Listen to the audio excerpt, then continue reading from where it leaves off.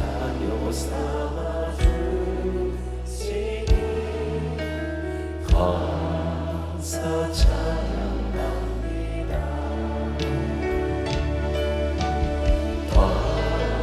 왕자처럼 살아온 나를 구원하신 하나님, 목생자를 보내시사 세상 죄를 사셨네.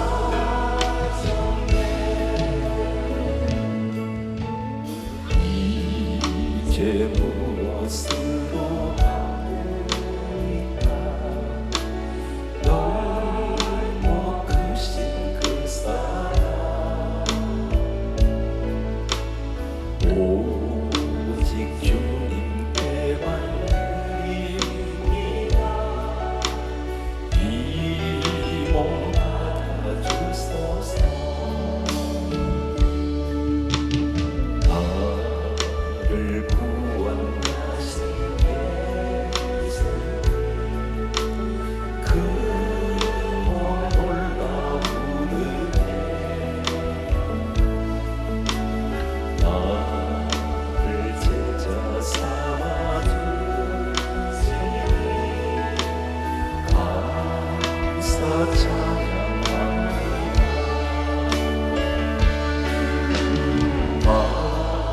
왕자처럼 살아온 구원하신 하나님, 물과 피를 흘리시사 십자가에 죽으셨네.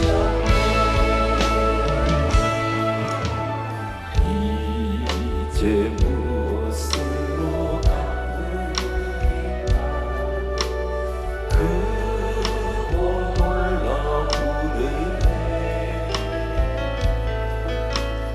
오직 주님께만 드립니다. 이 몸 받아주소서. 나를 구원하신 성령님, 나와 동행하시고 믿음으로 살게 하시니 감사 찬양합니다.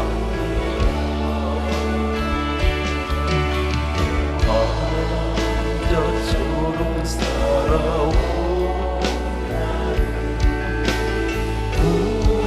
구원하신 하나님,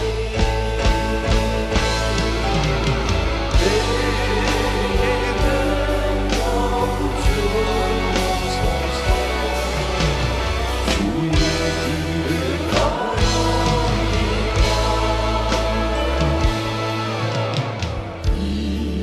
이제 무엇으로 갚으리까? 주신 새 생명,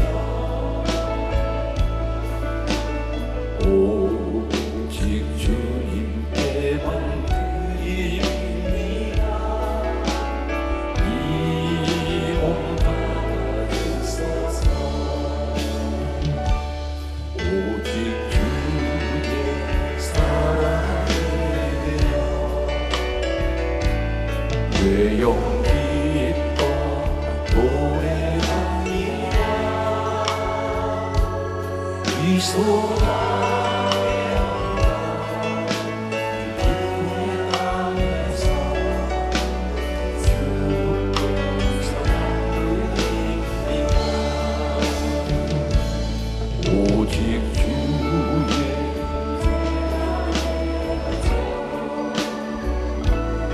외영 기뻐 찬양합니다. 이 소명의 언덕 돌간 땅에서 주께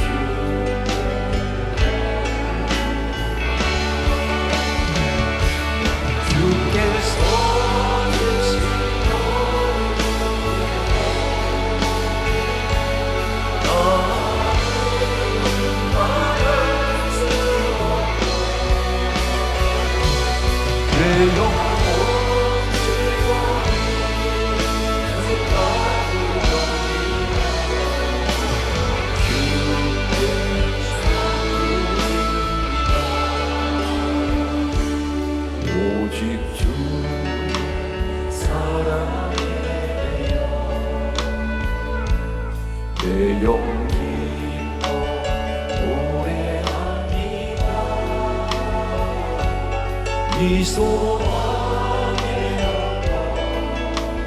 기쁨의 땅에서 주께 사랑을 드리리라. 오직 주의 제안에 갇혀 내 영 기뻐 찬양합니다. 이 소명의 언덕 거룩한 땅에서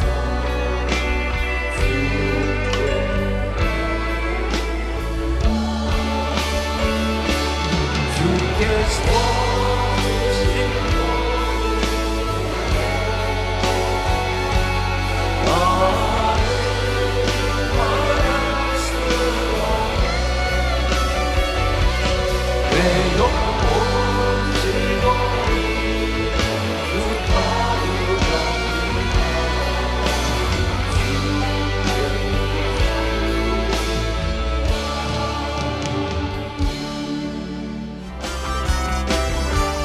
할렐루야. 내 영혼 종이와 흉한 죄짐 벗어오니 슬픔과 이 세상 전부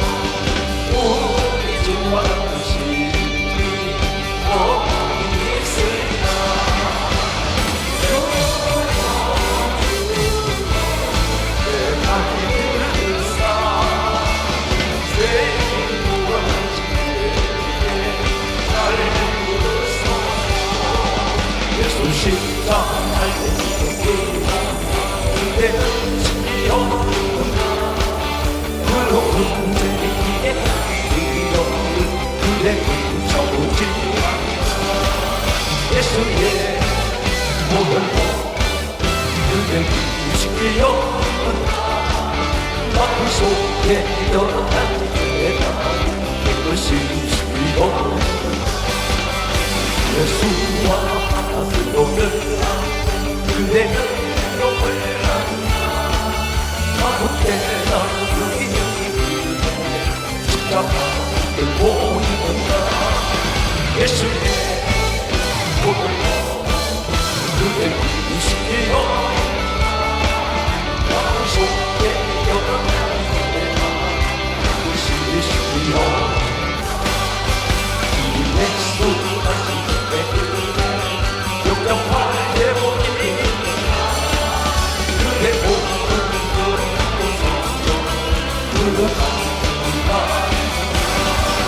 예수의 보혈로 그를 이시기여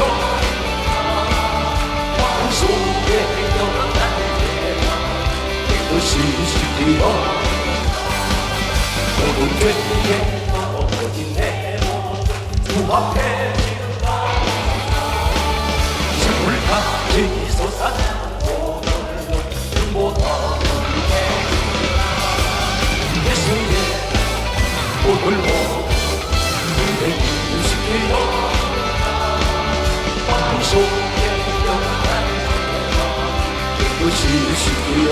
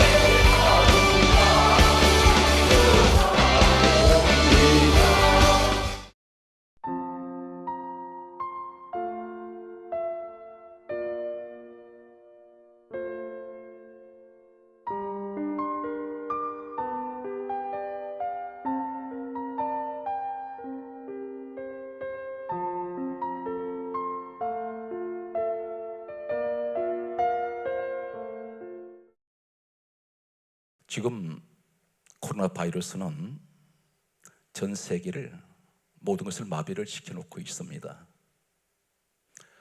나라 문도 닫아버리고 지금 이 코로나 바이러스는 사회를 격리시키고 있습니다. 환경이 닫힌 것이 중요한 것이 아니라 사람 마음을 닫아놔버렸습니다. 아마 코로나 바이러스가 지나고 나면 지금까지 우리 겪어보지 못한 이상한 문화를 접하게 될 것입니다. 환경이 이 코로나 바이러스는 모든 것을 바꿔놓을 것입니다. 이런 위기의 시간을 우린 지금 맞이하고 또 보내고 있습니다. 이 땅의 크고 작은 모든 건축물들은 잠금 장치가 있습니다. 어느 집이든 다 잠금 장치가 있습니다. 이 잠금 장치를 해제를 하려면 지문이나 비밀번호나 아니면 열쇠를 가지고 이 잠금 장치를 해제를 할 수가 있습니다. 우리 인생에 사방을 돌아보면 잠금 장치가 수없이 달려 있습니다. 그런데 만능 키라는 열쇠가 있습니다. 다시 말씀드려서 마스터 키가 있습니다. 이 열쇠 하나면 다 열 수가 있는데 내 인생에 잠금 장치가 수십 개 수백 개가 겹겹이 동서남북 가릴 것 없이 잠궈놓은 이 잠금장치 누가 해제할 수 있습니까? 우리 예수님께서 해제할 수 있습니다. 오늘 저는 여러분에게 세상이 다 막히고 다 닫히고 잠겨져 있다 할지라도 오늘 성령께서 제게 이 말씀을 반드시 전하게 하셨습니다. 제가 어떤 생각을 가지고 아니면 어떤 내 주관을 가지고 말씀을 전하는 것이 아니라 오늘부터 소개되는, 특별히 이 시간은 이사야 49장 8절에서 17절까지 한 절 한 절 속에 놀라운 우리에게 주시는 위로와 격려와 소망의 말씀이 있습니다. 이사야 49장 8절 말씀은 이렇게 말씀하고 있습니다. 내가 은혜의 때에 응답하겠고, 은혜의 때를 말씀하고 있습니다. 이 은혜의 때를 만나기만 하면 응답이 됩니다. 누가 그렇게 말씀하십니까? 하나님께서. 그런데 은혜의 때가 무엇일까요?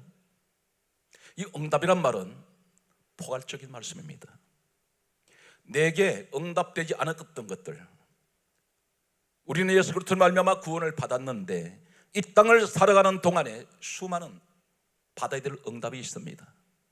자녀 문제, 사업을 경영하는 사람은 사업의 문제, 직장 생활에서는 직장의 문제가 있습니다. 가정은 가정 문제가 있습니다. 우리 건강 문제가 있습니다.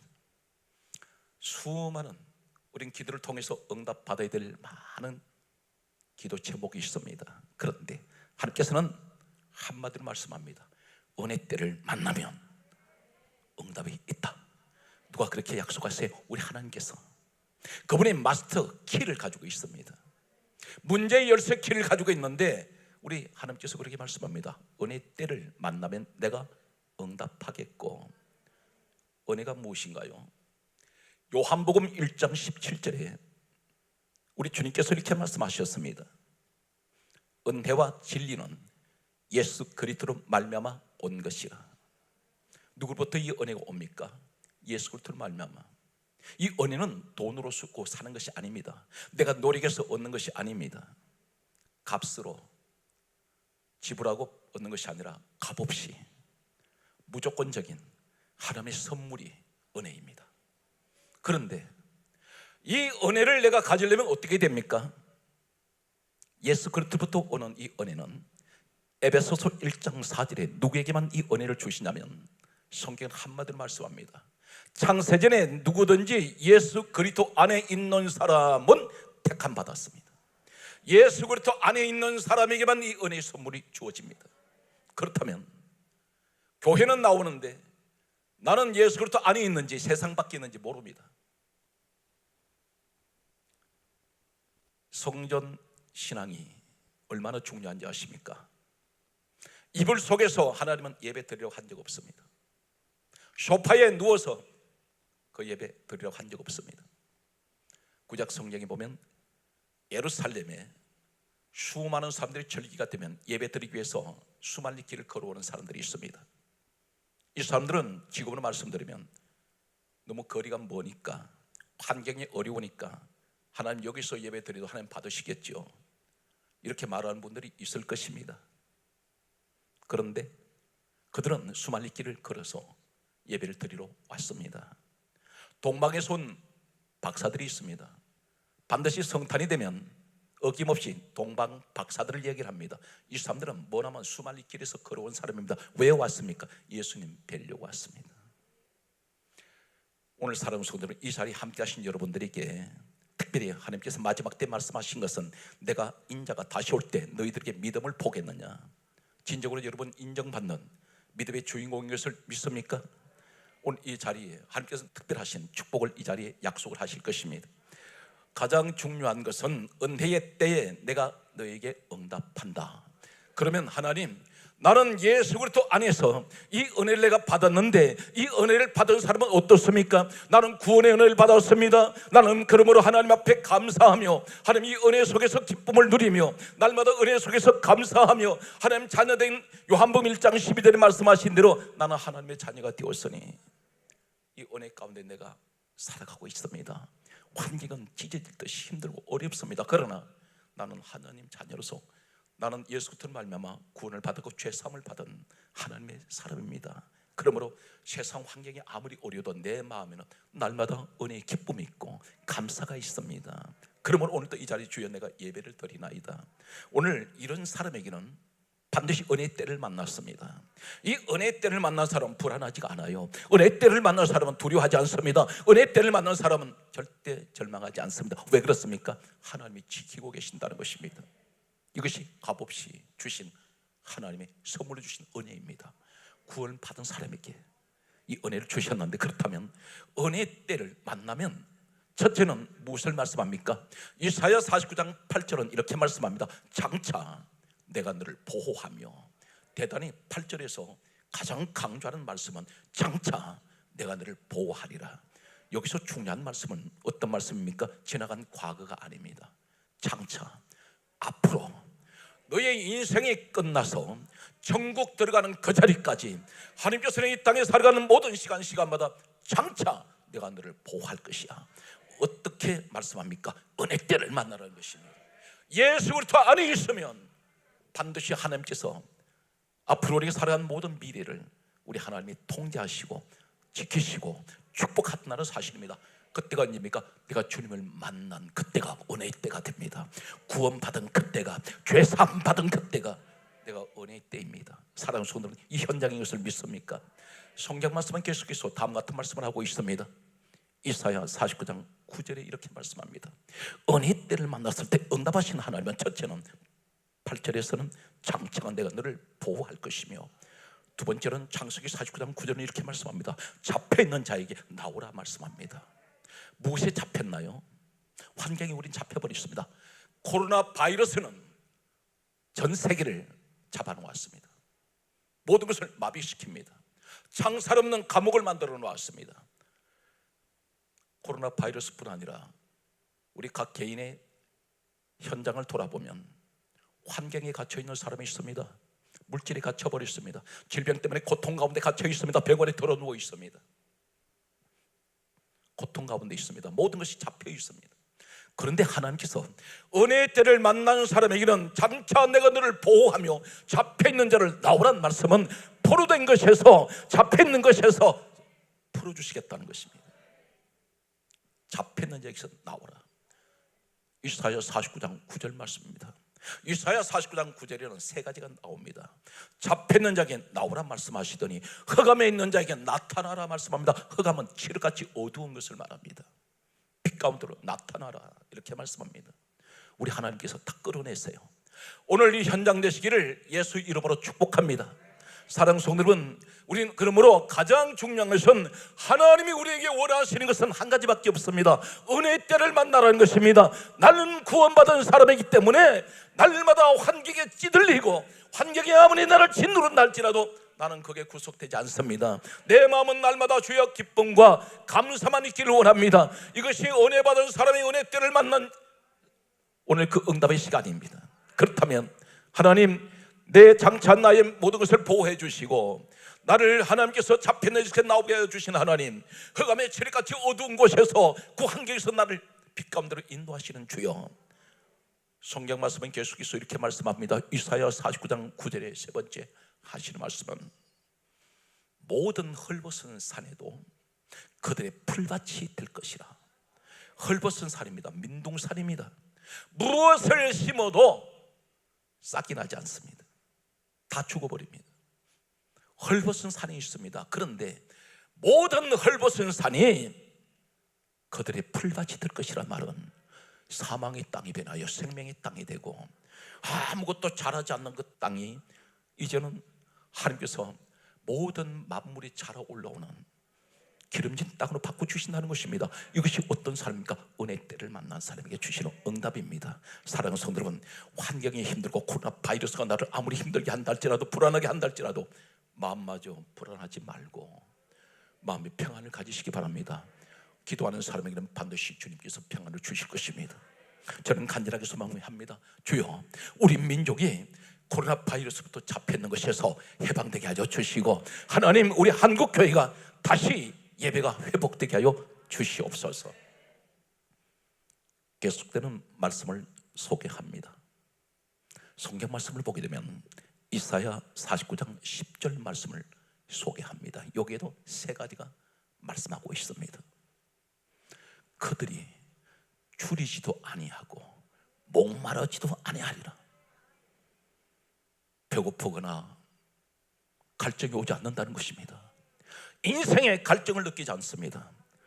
많은 이들이 인생의 갈증을 느끼고 있습니다. 목이 타들어가는 분들이 있습니다. 그런데 은혜 때를 만난 사람에게는 오늘 성경 말씀하신 대로 이사야 49장 10절에는 줄이거나 목마른 일이 없다는 것입니다. 누구에게? 은혜 때를 만난 사람에게. 은혜 때가 누구입니까? 예수 그리스도 안에 있는 사람에게. 강조합니다. 요한복음 1장 17절에 성경 분명히 말씀하고 있습니다. 은혜와 진리는 그리스도로 말미암아 온 것이라. 우리는 주 안에 있습니다. 나는 주 안에 있을 뿐 아니라 나는 주님의 자녀, 하나님의 자녀가 되었습니다. 그러므로 하나님의 자녀 된 것뿐 아니라 나는 천국의 백성이 되었습니다. 그러므로 오늘도 주여 나는 믿음으로 다시 한번 일어나기를 간절하게 소망합니다. 이사야 49장 10절에는 줄이고 목마르지 아니한다고 말씀합니다. 두 번째는 더위와 빛이 그들을 상하지 아니한다 했습니다. 이 더위와 빛이 상하지 않는다는 말은 세상 어떤 환난이라도 우리를 결코 상하지 않습니다. 마치 다니엘이 사자굴에 들어갔을 때 믿음 지키고 사자굴에 던져졌을 때 하나님께서 천사를 보내셔서 이 사람에게는 사자굴 속에서도 한 군데도 다친 곳 없이 하나님께서는 그 사람을 온전하게 지켜주셨습니다.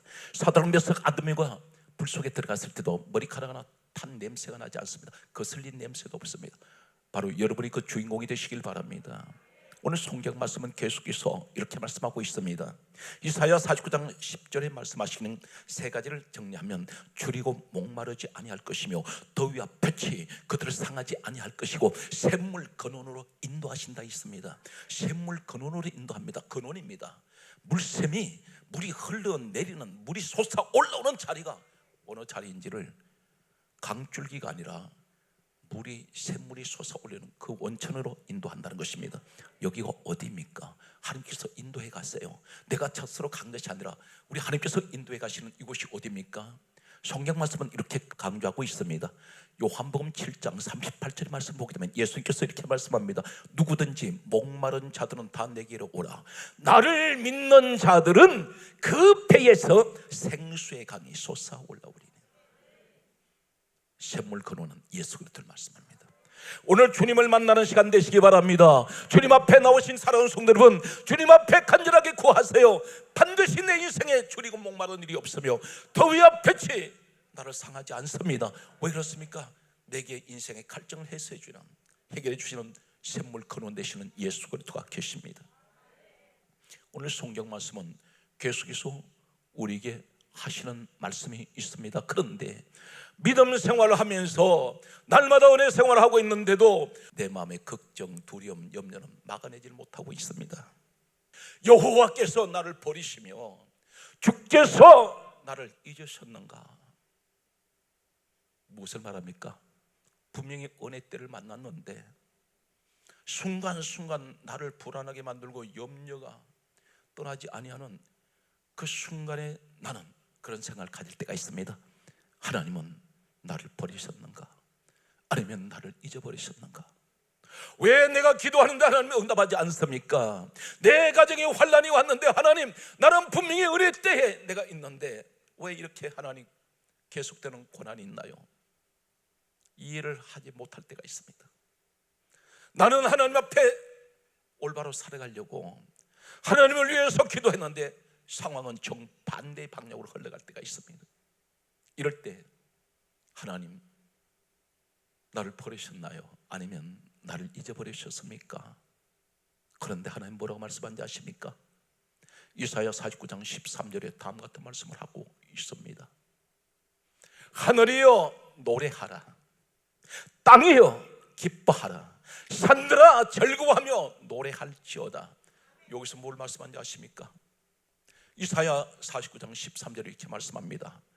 여호와께서 그들의 백성, 그의 백성을 위로하신다 했습니다. 오늘 사랑하는 성도 여러분, 하나님은 나를 버리셨는가? 나를 잊어버리셨는가? 때때로 절망하며 하나님 나는 함께하지 않는다는 생각을 가지는 분이 있다면 오늘 하나님께서 이렇게 말씀합니다. 오히려 하나님께서 나에게 하실 말씀은 하늘이여 노래하라, 땅이여 기뻐하라, 산들아 절구하며 노래해라. 왜 그렇습니까? 여호와께서 그 자기 백성을 위로하신다 했습니다. 사랑하는 성도 여러분, 오늘 이 자리에 위로의 자리가 되시기 바랍니다. 그렇다면 어떻게 됩니까? 은혜 때를 떠나면 안 됩니다. 어떠한 일이 있더라도 예수 그리스도 안에 계십시오. 죽어도 예수 그리스도 안에서 우리가 죽고 날마다 주님 안에서 주를 찬양하는 우리 성도의 모습이 되시기를 간절하게 소망합니다. 성경 말씀을 계속해서 소개합니다. 오늘 성경 말씀을 보게 되면 계속해서 다음 같은 말씀을 하고 있습니다. 이사야 49장 13절 말씀에 보게 되면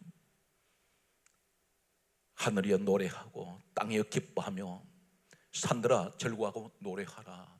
여호와께서 자기 백성을 위로하시며 고난 가운데 있는 자에게 긍휼히 여길 것입니다. 우린 고난 가운데, 분명히 고난 가운데 있습니다.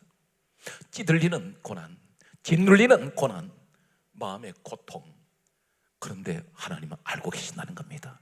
오히려 뭐라고 말씀합니까? 너 노래해라, 너 기뻐하라. 우리에게 위로하시는 축복의 말씀입니다. 고난 가운데 있어 긍휼히 여기신다는 말은 불쌍히 여기신다는 겁니다. 가엾게 여기신다는 것입니다.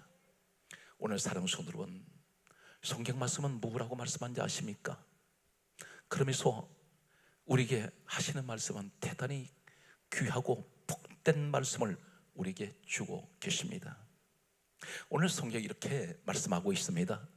이사야 49장 14절에서 15절 말씀을 보면 이렇게 말씀합니다. 하나님께서 어느 정도로 우리를 사랑하시는지를 가장 가슴 아프게 실감할 수 있는 말씀을 주세요.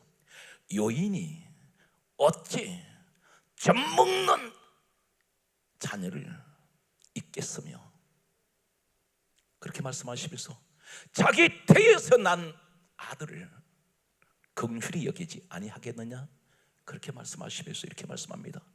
그들은 혹시 잊을지라도 나는 너를 잊지 못한다. 무슨 말인지 아십니까? 이 세상에 모든 어머니들이 자신의 몸에서 태어난 자식들을 어찌 있습니까? 아이를 위해서라면 어머니는 목숨까지 던집니다. 가장 사랑 중에 진한 인간의 사랑은 모성애입니다. 어머니의 사랑. 그런데 하나님께서 말씀하시기를 너 어머니가 그렇게 너를 사랑하지만 너를 낳아서 너를 젖먹이는 그 어머니가 어찌 너를 잊겠느냐. 그런데 그들이 혹시 잊을지라도 무슨 말씀인지 아십니까? 너 어머니가 너를 아무리 사랑하고 아무리 너를 위해서 있는 정성을 다 쏟아도 내가 너 사랑하는 그 사랑은 너 어머니가 나를 따라올 수가 없어. 그들은 혹시 잊을지라도 나 너 못 잊어, 나 너 못 버린다. 우리 빌립보서 2장 6절에 근본 하나님 본체 되신 예수님, 우리의 죄 때문에 오셨어요. 그리고 십자가에 주님 스스로 오르셨습니다. 얼마나 실감하시겠습니까? 그분 온갖 모욕 다 당하셨습니다. 그분이 하나님이신데 천국 백성 삼으려고 죄는 내가 지었는데 주님이 저게 다 내 때문이다, 내 탓이다, 너 죄 지은 거 다 내 탓이야, 내가 그 죄값 갚아줄게. 온 사람들 앞에서 발가벗기셨습니다.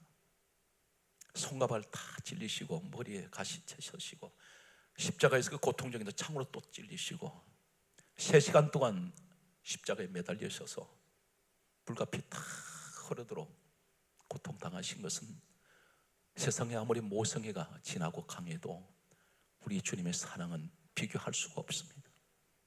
너 어머니 너 잊을지라도 그럴 리도 없겠지만 나는 너 못 잊어. 내 목숨 주었잖아. 그래서 너는 내 자녀 되었잖아. 나는 너를 내 목숨과 바꾼 사람이야. 오늘 그 말씀하고 있습니다. 사랑하는 여러분, 여러분 대단히 귀한 분들이에요. 세상은 나를 인정하지 않습니다. 때로는 심지어 내 가정에서조차 나를 그렇게 가치 있는 사람을 보지 않습니다. 그럴지라도 우리 하나님은 그렇지가 않습니다. 얼마나 사랑하신지 아세요? 오늘 성경 말씀 속에서 우리에게 하시는 말씀은 계속해서 무엇이라고 말씀하고 있습니까? 이사야 49장 16절에서 17절 내용을 보면 다음 같은 말씀을 하고 있습니다. 17절 내용이 이렇게 말씀합니다. 너 자녀들은 빨리 걸으며 너를 헐며 너를 황폐케 한 자들이 너를 떠나가리라. 이 말씀 무슨 말입니까? 너 자녀들이 빨리 걸어간다는 말은 앞으로 너 자녀를 통하여 빨리 간다는 뭘 말합니까? 장애물이 없을 것이며 그 자녀들의 문제가 앞에 없을 것이다. 빨리 걸어갑니다. 그리고 그들은 가장 건강하고 가장 힘있게 모든 범사를 형통하게 할 것을 약속을 하고 있습니다. 너를 황폐케 하고 너를 흘러버린 자들, 너 인생을 망가뜨렸던 자들, 악한 더러운 원수마귀 권세들이 너를 다시는 건드리지 못하고 너를 떠나갈 것이야. 여기서 가장 중요한 것은 이사야 49장 8절에 은혜 때를 만나라. 그 은혜 때는 고난 가운데 살아온 손으로는 저를 주목합니다. 코로나 바이러스를 통해서 우리에게 주시는 대단히 중요한 영적 진리가 하나 있습니다. 고난에서 진짜 가짜가 가려진다는 사실입니다. 금은 평소에 보면 가짜 금도 진짜 금도 표시가 잘 나질 않습니다. 그런데 불 속에 집어넣었더니 불같은 환란 속에 들어갈 때 진짜 가짜가 금이 가려져요. 불같은 환란 속에 들어갈 때 진짜 금은 더 빛이 납니다. 가짜는 그대로 드러나 버립니다. 도금했던 것 껍질 다 벗겨집니다. 시커멓게 드러납니다. 오늘 사랑하는 성도 여러분, 고난이 올 때일수록 우리는 더 열심히 주님 앞에 기도해야 합니다. 우리를 사랑하시는 그 사랑, 그렇다면 어떻게 하면 은혜 때에 내가 계속해서 있을 수가 있겠습니까? 어떻게 하면 내가 은혜 때에 계속 머물 수가 있겠습니까? 가장 중요한 말씀이 되겠습니다. 누가복음 4장 18절에 이렇게 말씀하고 있습니다. 우리에게 주시는 해답이 있습니다. 주의 성령이 내게 임하셨으니 내게 기름을 부으시고 가난한 자에게 복음을 전하게 하시려고 은혜의 해를 전파하게 하려 하시며, 내가 은혜 가운데서 날마다 주님 은혜 가운데 내가 살기를 원한다면 이 은혜 때는 언제입니까? 성령이 나와 함께 하실 때. 성령이 임하시면 은혜의 해를 전파한다 있습니다. 나 혼자 가지고 있지 않습니다. 많은 사람에게 나누게 됩니다. 성경 말씀은 이렇게 말씀하고 있습니다. 스가랴서 8장 21절에 말씀하시기를 여호와께 은혜를 구하자 할 것이면 나도 가겠노라. 이 시대는 누구 손 잡아야 되는지 아십니까? 누구 옷자락 잡아야 되는지 아십니까? 은혜 생활하는 사람 옷자락 잡아야 됩니다. 그래서 삽니다. 그 은혜 누가 주신 것인가요? 예수님께서. 오늘 예수를 제대로 믿는 사람을 잡아야 돼요. 그래서 성경 말씀은 스가랴서 8장 23절에 이렇게 말씀합니다. 여호와께서 너희와 함께 하심을 우리가 들었나니 우리도 함께 가려 하노라. 은혜 생활하는 사람에게 반드시 하나님은 함께 하신다는 것입니다. 오늘 성경 말씀은 이렇게 말씀합니다. 그렇다면 성령의 사람, 이 사람이 은혜의 사람인데 이 사람에게 세 가지가 있습니다. 우리는 어떻게 하면 하나님 은혜의 사람이 될 수가 있으며 은혜 때에 내가 오늘 또 살아갈 수가 있겠습니까? 그렇게 말씀할 때 성령의 사람은 첫 번째는 어떤 것입니까? 사도행전 2장 46절에 말씀하시기를 성령 받았던 사람들은 특별히 한 가지 특징이 나타나는데 그들이 날마다 성전에 모이기를 힘썼습니다. 날마다 성전에 모이기를 힘씁니다. 성전 문화는 어떤 문화인가요? 예배 문화입니다. 기도합니다. 오직 하나님을 섬기는 자리입니다. 이 문화가 바로 성령 받은 사람의 은혜 때의 모습입니다. 또 한 가지는 어떻게 하면 내가 은혜를 받을 수가 있겠습니까? 어떻게 하면 은혜에 머물러 있습니까? 성경 말씀은 이렇게 강조하고 있습니다. 사도행전 10장 44절에 말씀하시기를 성령께서는 말씀 듣는 사람에게 내려오십니다. 항상 하나님 말씀의 중심의 사람입니다. 이 사람은 성령을 받게 됩니다. 이 성령 받은 사람이 바로 은혜의 사람이요, 이 사람은 가만히 못 있습니다. 가는 곳마다 예수 그리스도를 전파한다는 사실입니다. 복음을 전하는 사람입니다. 오늘 한 사람을, 한 사건을 더 소개한다면, 그러면 이 자리에 하나님 왜 나 부르셨습니까? 이렇게 반문하는 분이 있다면 하나님께서 이렇게 말씀합니다. 너를 은혜 때를 만나게 해주기 위해서. 그 은혜 때가 오늘 왜 이 자리입니까? 이렇게 물으신다면 하나님께서 이렇게 말씀해서 답변하십니다. 사도행전 1장 14절에 오로지 마음을 같이하여 따르십시오. 전혀 기도에 힘쓰니라. 기도하는 사람, 하나님께서는 오늘 이 자리에 나를 부르신 자리입니다. 기도하는 사람을 통해서 하나님 응답을 하시는데, 주여 이 시간 내가 은혜 때를 계속해서 누리고 살기를 원합니다. 예수 그리스도 안에 나에게 형식적인 신앙생활 버려버리고 하나님 환난의 시대를 맞이했습니다. 이 고난의 자리에서 나는 하나님 앞에 진정으로, 하나님께서 우리 주님 말씀하시기를 인자가 다시 올 때 내가 너에게 믿음을 보겠느냐 말할 때, 주여 내가 여기 있습니다. 믿음의 사람이 여기 있습니다. 내가 은혜의 사람입니다. 내가 은혜 때를 만났사오니 주여 날마다 성전 중심이 되게 하여 주시고 말씀 중심이 되게 하여 주옵소서. 간절히 소망하는 것은 우리 시간 내가 기도할 때 내가 하나님 이 시간 성령님이 내게 임하여 주셔서 이 은혜 때를 하나님 잃어버리지 않게 하여 주옵소서. 오늘 사랑하는 성도 여러분, 한 사람이 기도하면 민족 살립니다. 그 사람이 누구인가요? 성경의 대표적인 엘리야라는 사람입니다. 이 엘리야는 성경 말씀은 이렇게 기록하고 있습니다. 야고보서 5장 17절에 엘리야는 우리와 성령이 같은 사람이로되 그가 간절하게 기도한 즉 하늘 닫기도 하고 열기도 했습니다. 3년 6주 동안 민족의 비가 내리지 않을 때 이 한 사람의 기도를 통해서 하나님께서 민족의 비를 내리게 하셨습니다. 산천초목 다 말라 죽고 삭막한 그 민족이 엘리야 한 사람의 기도는 위대한 능력을 나타냅니다. 오늘 사랑하는 성도들, 이 자리에 하나님께서 여러분 왜 부르셨습니까? 여러분 한 사람 한 사람의 기도를 하나님 받기를 원합니다. 그래서 민족을 살리고 한국교회를 살리고 나아가서 내 가정을 살려내는 오늘 이 자리가, 하나님께서는 바로 오늘 여러분들을 그 자리에 부르셨습니다. 오늘 영적으로 보면 이 자리가 주여 갈매산이 되게 하여 주옵소서. 하늘의 문이 열리는 자리가 되게 하여 주옵소서. 오늘 하나님 여러분을 기대합니다. 그리고 하나님께서는 여러분을 만나기 원하십니다. 가장 중요한 것은 성령의 사람이 성령의 모이기를 힘썼다 했는데 가장 중요한 내용은 어떤 것입니까? 요한복음 4장 22절에서 23절 24절 말씀 보게 되면 아버지께서는 예배자를 찾습니다. 성경 말씀은 계속해서 우리에게 말씀하고 있습니다.